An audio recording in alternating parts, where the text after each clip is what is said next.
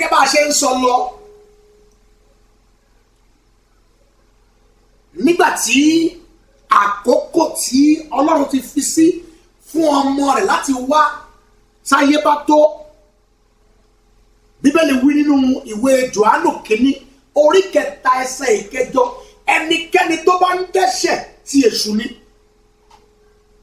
ilé ìjẹ́ pé kò sí bí ẹnikẹ́ni ṣe lè jẹ́ lódodo tó bí kò bá tí ì gba Kristi tí èṣù ni, nítorí pé ẹ̀ṣẹ̀ ń bẹ nínú omi ara àti ẹ̀jẹ̀ rẹ̀.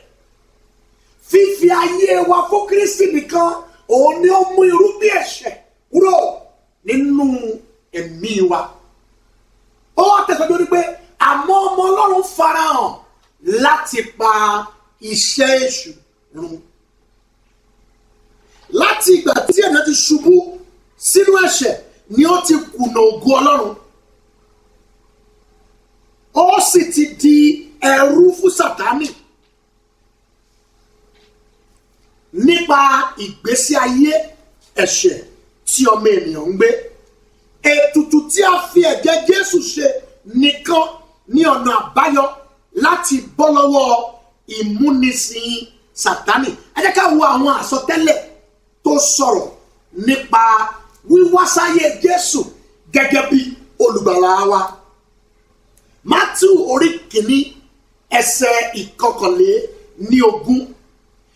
Yóò sì bí ọmọkùnrin kan, Jésù ní ìwọ ó pe orúkọ rẹ̀, nítorí òun ni yóò gba àwọn ènìyàn rẹ̀ là kúrò nínú ẹ̀ṣẹ̀ wọn.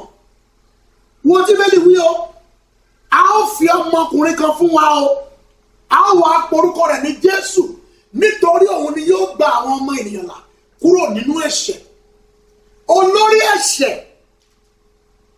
tí ọmọ ènìyàn ṣẹ̀ ni wípé ó ti kúrò ní ipò ògo tí Ọlọ́run fi sí nípa títẹ́tí sí àti títẹ̀lé ìmọ̀ràn Sátánì. Sátánì béèrè lọ́wọ́ Ádámù àti Éfà pé ó sọ fún wọn wípé ǹjẹ́ Olúwa ti sọ fún yín pé kẹ́ ẹ má jẹ àwọn èso tó wà níbí? Nítorí Sátánì kan kò mọ̀ nípa àṣírí tó wà láàrin Ádámù, Éfà àti Ọlọ́run, àmọ́ wọ́n dá Ọlọ́run rárá o, a lè jẹ nínú gbogbo èso tó wà nínú ọgbà, àmọ́ èso tó wà láàrin ọgbà yìí mímọ́ rere àti búburú ni àwa kò gbọdọ̀ jẹ, nítorí bàbá tá a bá jẹ àwa yóò kú. Sátánì sọ fún wọn pé rárá o, ẹ̀ṣẹ̀ tí wọ́n ṣẹ̀ ni pé wọ́n gbọ́ràn Sátánì lẹ́nu, wọ́n gba Sátánì gbọ́. Òun ló ṣe jẹ́ wípé ìgbàgbọ́ ní àtẹ̀gùn fún ìgbàlà wa.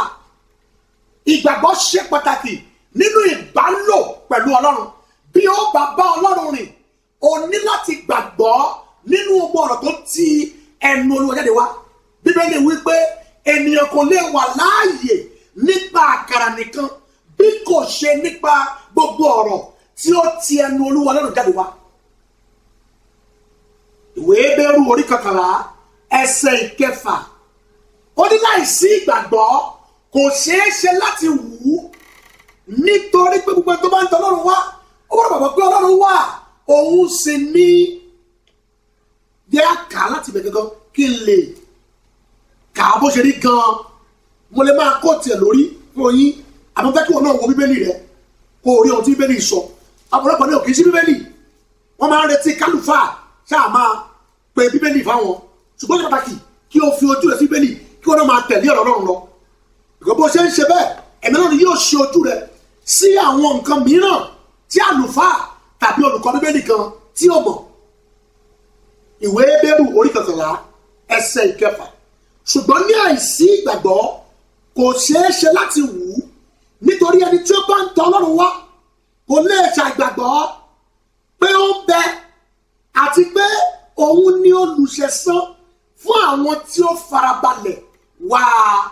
Ọlọ́run tá à ń bá lò, Ọlọ́run tá à ń bá rìn, Ọlọ́run tá à ń tẹ̀lé, Ọlọ́run ìgbàgbọ́ ni. Ẹ̀ṣẹ̀ kan ṣoṣo ni àwọn aláìgbàgbọ́ yóò ṣẹ̀ tí yóò sì rán wọn lọ sínú iná. Kì í ṣe ẹ̀ṣẹ̀ àgbèrè kò dáa, kì í ṣe ẹ̀ṣẹ̀ olè ìjàlè kò dáa, kì í ṣe ẹ̀ṣẹ̀ irọ́ ìpa kò dáa. Àmọ́ olórí ẹ̀ṣẹ̀ tí ó ti ọ̀pọ̀lọpọ̀ lọ sí inú iná ìléru òun ni ẹ̀ṣẹ̀ àìgbà Olúwa wa gbọ́. Kí ni Ọlọ́run sọ? Ọlọ́run sọ wípé ẹnikẹ́ni tó bá gba ọmọ gbọ́ ó ní ìyè tí kò ní pẹ̀kun. Ẹnikẹ́ni tí ò bá gba ọmọ gbọ́ ó ti bọ́ sínú ìdájọ́.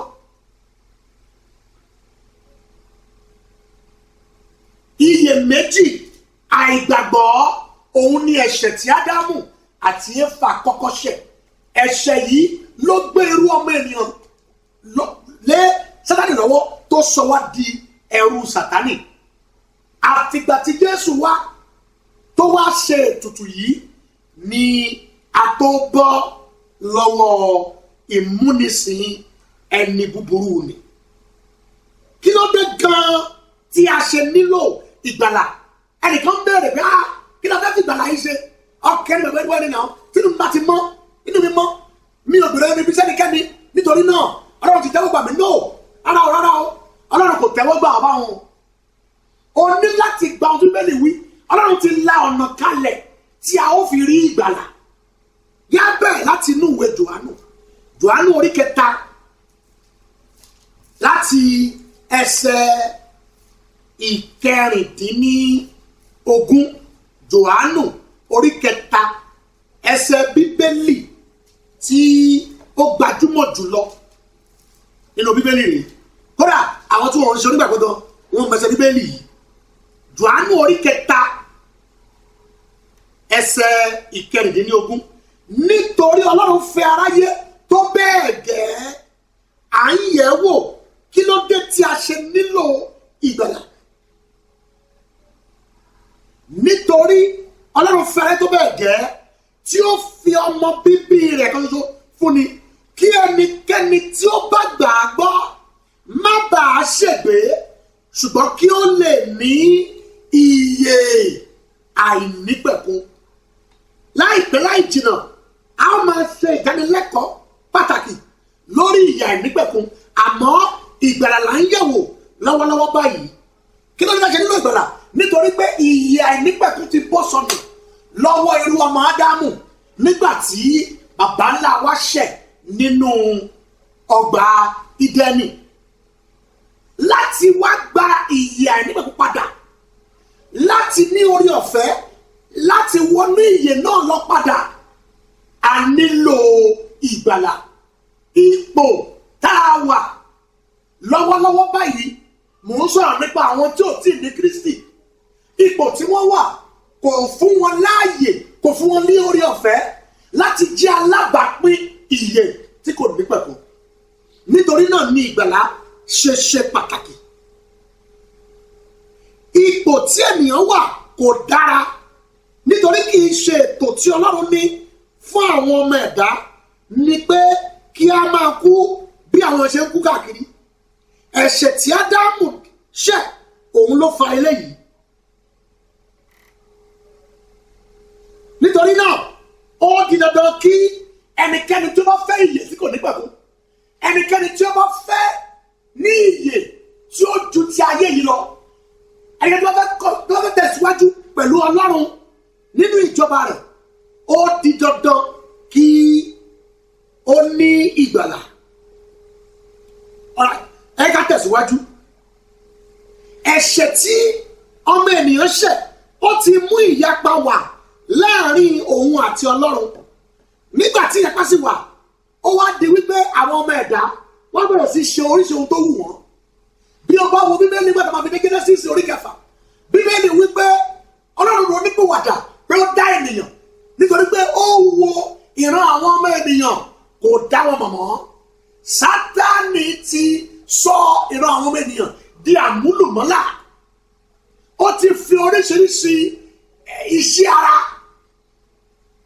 èyí tí Gàlátíà orí 5 ẹsẹ̀ 21 tó sọ̀rọ̀ nípa ǹjẹ́ àwọn iṣẹ́ ara ó farahàn.